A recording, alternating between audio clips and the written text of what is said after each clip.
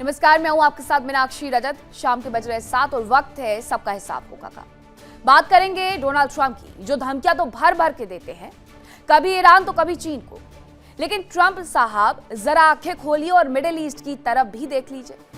वो ईरान जिसे अमेरिका ने सालों साल कड़े प्रतिबंधों की बेड़ियों में जकड़ कर रखा, आज वही ईरान मिडिल ईस्ट में अमेरिकी सेना के लिए काल बना हुआ है। जिस अमेरिकी ताकत का ढिंढोरा ट्रंप पूरी दुनिया में पीटते हैं, उसे ईरान ने हकीकत का आईना दिखा दिया है। ट्रंप आपके जिन थार्ड और पैट्रियट डिफेंस सिस्टम पर अमेरिका नाज करता था, ईरान ने उनका दम निकाल करके रख दिया है। ईरान के ड्रोन्स और मिसाइलों के सामने ये सब अब खिलौना साबित हो रहे हैं। हालात ये है कि अमेरिकी हथियारों का स्टॉक खाली हो चुका है और पेंटागन को अब जंग लड़ने के लिए पुरानी मिसाइलें ढूंढनी और खरीदनी पड़ रही हैं। अब आखिरकार की पूरी जानकारी क्या है, चलिए वो मैं आपको बता देती हूँ। दरअसल ईरान युद्ध का असर अब अमेरिका के हथियारों के भंडार पर हुआ है और ये दावा कई रिपोर्ट्स में पहले भी किया जाता रहा है। अमेरिका ने पैट्रियट PAC-2 GAMT इंटरसेप्ट मिसाइलें खरीदी है, उसने इंटरसेप्टर्स खरीद लिए। 30 साल बाद वो फिर से पुरानी पैट्रियट इंटरसेप्टर मिसाइलें खरीद रहा है और पैट्रियट PAC-3 की कमी की वजह से अमेरिका को ये रक्षा सौदा नहीं मिला। अमेरिका के घटते मिसाइल स्टॉक की बड़ी चेतावनी है। अमेरिकी रक्षा कंपनी रेथियन ने पुष्टि की है कि अप्रैल में करीब $441.6 मिलियन का कॉन्ट्रैक्ट दिया गया और इससे ये बात साबित हो जाती है कि उनके पास इस युद्ध के दौरान इंटरसेप्टर उस संख्या में नहीं बचे जिसकी उन्हें दरकार थी। मिडिल ईस्ट में ईरान का नाम सुनते ही अमेरिकी सेना के पसीने छूटने लगते हैं और डोनाल्ड ट्रंप चले हैं चीन से दो दो हाथ कर। ट्रंप साहब ये खोखली धमकियां बंद कर दीजिए, क्योंकि दुनिया बहुत अच्छे से समझ चुकी है कि ईरान के सामने अमेरिका बेदम हो गया है और आप चीन से जंग करने का सिर्फ नाटक ही कर पाएंगे भविष्य में। अगर ऐसा होता है, उसे सिर्फ धमकियां, खाली धमकियां देते रह जाएंगे, क्योंकि चीन अमेरिका से बहुत आगे निकल चुका है और अमेरिका के पास तो हथियारों का पर्याप्त जखीरा तक मौजूद नहीं है। आज इसी चर्चा के लिए हमारे साथ खास पैनल जुड़ा, उनसे रूबरू करवाऊंगी, लेकिन उसके पहले एक छोटी सी रिपोर्ट देखिए।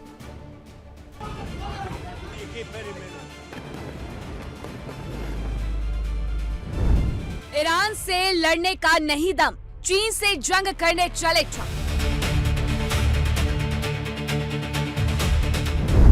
हथियारों के पड़े लाले, ट्रंप खरीद रहे पुरानी मिसाइल। 30 साल बाद पैट्रियट का ऑर्डर, यूएस दबाएगा ट्रिगर। यूएस की युद्ध में हवा निकली, ट्रंप की दलाली नहीं चली। खाड़ी जंग में कर्ज का भार, यूएस करार रहा बार बार।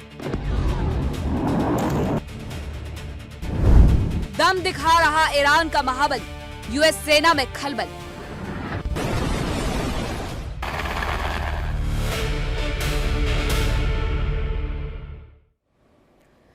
अब चर्चा की शुरुआत करेंगे।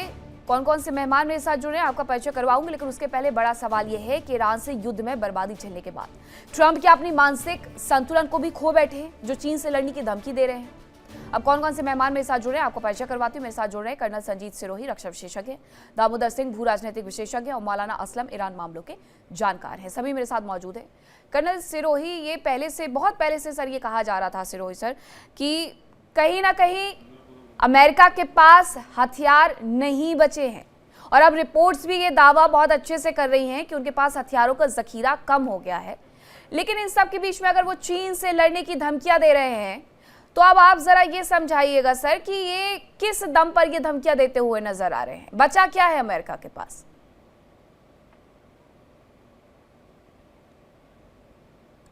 कर्नल।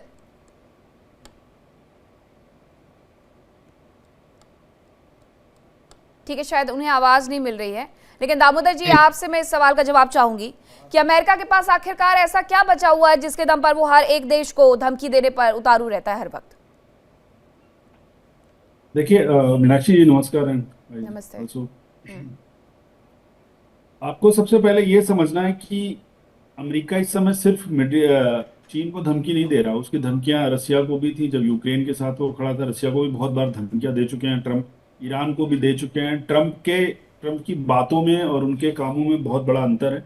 इस समय वो बुद्धि और विवेक दोनों से मुझे लग रहा है कि थोड़ा सा कमजोर हुए हैं यहाँ पर एक चीज माननी पड़ेगी कि इस समय जो ट्रम्प की हालत ईरान की वजह से हो रही है, उसकी वजह से हो सकता है उनका मानसिक संतुलन या उनकी जितनी भी लीडरशिप क्वालिटी है वो सब बहुत ज्यादा डैमेज है। उनके उनकी बातों का जो असर है, वो बातें और उनका जो काम का फर्क है वो बहुत साफ नजर आता है। ईरान के ऊपर आपने एक गलत स्ट्रेटजी, आपने समझौता किया, फिर उसका पालन नहीं किया ईरान ने, बिना आप किसी नतीजे के आप समझौता करने चले थे, तो यहाँ पर भी आपको मात खानी पड़ी, दोबारा से फिर से आपको जंग स्टार्ट करनी पड़ी। अब ईरान पता नहीं कब आपके साथ समझौता करने को सहमत होगा, कब उसकी शक्तियां इतनी कमजोर होंगी कि वो समझौते की टेबल पर आएगा।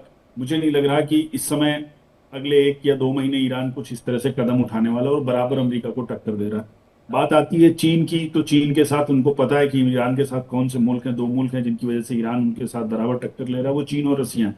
तो उनका धमकी देना इस समय कोई नई चीज नहीं है। पर एक बात कहूं कि अमेरिका को चीन के साथ या किसी भी ऐसे मुल्क के साथ अब कोई भी ऐसा कदम उठाना, किसी भी तरह का गतिरोध या किसी भी तरह का युद्ध लड़ना, मुझे तो नहीं लग रहा कि इतना आसान होगा, क्योंकि ईरान युद्ध से बहुत सारे सबक उन्हें मिले। उनकी अपनी ट्रेनिंग में बहुत सारे फ्लॉज नजर आए, जहाँ पे फ्रेंडली फायर में उनके अपने एयरक्राफ्ट लॉस हुए, और इसके अलावा भी उनके काफी सर्विस पर्सनल को लॉस हुआ है उन्हें। तो ये सारे सबक अभी जो है ट्रम्प, और निश्चित तौर से अमेरिका की जनता इसकी जवाबदेही तय करती है। अमेरिका की जनता वहां पे इस चीज को नोटिस करती है कि आपने क्यों लड़ाई लड़ी, लड़ाई लड़ने का मकसद क्या था और हासिल क्या हुआ उसके बाद। तो आने वाले समय में जो नवंबर में मिड टर्म इलेक्शन है, उनको देखते हुए ट्रम्प मुझे नहीं लगता कि कोई कोर कसर बाकी रखेंगे ईरान युद्ध में एक तरफा विजय हासिल करने के लिए। और ऐसा मुझे लग रहा है ईरान कोई कमी नहीं छोड़ेगा ट्रम्प को विजय और अब तो उनके से पास रोकने पूरी के लिए। पूरी अगर रिपोर्ट है मौलाना असलम ईरान के पास, तो वो इस बात का पूरा फायदा उठाएगा कि जितने भी एयरबेस हैं अमेरिका के, उन्हें कैसे भी करके तबाह कर दे, ताकि आगे आने वाले वक्त में ईरान को इससे फायदा हो सके। जी मीनाक्षी जी, नमस्कार। बहुत बहुत शुक्रिया आपका। देखिए, सबसे बड़ी बात यह है कि जैसा कि आपने इंट्रो में ये बात कही कि डोनाल्ड ट्रंप जो है इस वक्त बहुत ही बुरी हालत में हैं, और ये सच्चाई है कि अमेरिका के जो एक्सपर्ट हैं, वार एक्सपर्ट हैं, उनकी बराबर मीटिंगें हो रही हैं इस सिलसिले में कि ये जो जंग में हम लोग दाखिल हो गए हैं, इससे कैसे बाहर आया जाए। अमेरिका रात दिन ये कोशिश कर रहा है, और वो ईरान से वो ये बात कह रहा है कि किसी तरह से तुम जो है वो सीज फायर करने के लिए तैयार हो जाओ। ईरान ने भी जवाब दिया है, और जब भी डोनाल्ड ट्रंप ने सीज फायर के लिए कहा, ईरान ने ये ज़रूर कहा है कि हम सीज फायर करेंगे, लेकिन धोखे वाला सीज फायर नहीं होगा। ईरान ने ये भी कहा कि सीज फायर बंदूक के की नोक पर नहीं होगा, बल्कि बराबरी का दर्जा, जैसे दो लोग सीज फायर करते हैं वैसे होना चाहिए। और आज जो है मीनाक्षी मैडम, एक बहुत ही अच्छी खबर ईरान के लिए है, और बहुत ही बुरी खबर अमेरिका के लिए है कि वो टॉम हॉक मिसाइल कि जिस पर अमेरिका को नाज था, उसे ईरान के डिफेंस सिस्टम ने गिराया है, डिस्ट्रॉय किया है। आप फैक्ट प्लीज चेक कीजिएगा तो आपको मालूम होगा कि ये टॉम हॉक मिसाइल इतनी खतरनाक है कि डिफेंस सिस्टम को भी जो है वो धोखा दे देती है। आपने शायद सुना हो कि यूक्रेन में जब अमेरिका ने टॉम हॉक मिसाइल देने की बात की थी, तो पुतिन कितना नाराज हुए थे, और कहा था कि अगर तुमने ये मिसाइल, यूक्रेन से कहा था कि अगर ये मिसाइल, टॉम हॉक मिसाइल अगर इस्तेमाल की तो हम पूरे यूरोप को जो है तबाह और बर्बाद कर देंगे।